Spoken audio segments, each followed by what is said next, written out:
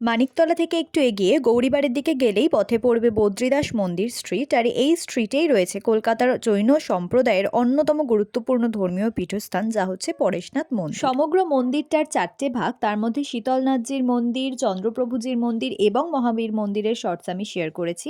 আর এটা হচ্ছে দাদাবাদি মন্দির বা দাদাজি কা টেম্পল। প্রত্যেকটা মন্দিরের ভিতরের অসম্ভব সুন্দর কারুকাজ ছাড়াও এখানকার আরেকটা বিশেষত্ব হলো প্রত্যেকটা মন্দিরের সংলগ্ন করে একটা করে জলাধার রয়েছে, যেই জলাধারে রয়েছে রং বেরঙের প্রচুর মাছ। এই মাছের বৃদ্ধি কিন্তু জৈন ধর্মে খুব শুভ বলে মনে করা হয়।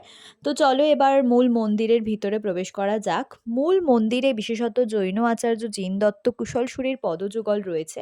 চলো তোমাদেরকে একটু কাছ থেকে দেখিয়ে দিই। তো এই হলো সমগ্র মন্দির দর্শন। এবার বলি, তোমরা যদি এখানে যেতে চাও তোমরা সপ্তাহের যে কোনো দিনই যেতে পারবে। সকাল 6টা থেকে দুপুর 1টা কিংবা বিকেল 4টে থেকে রাত্রি 7টার মধ্যে তোমাদেরকে যেতে হবে।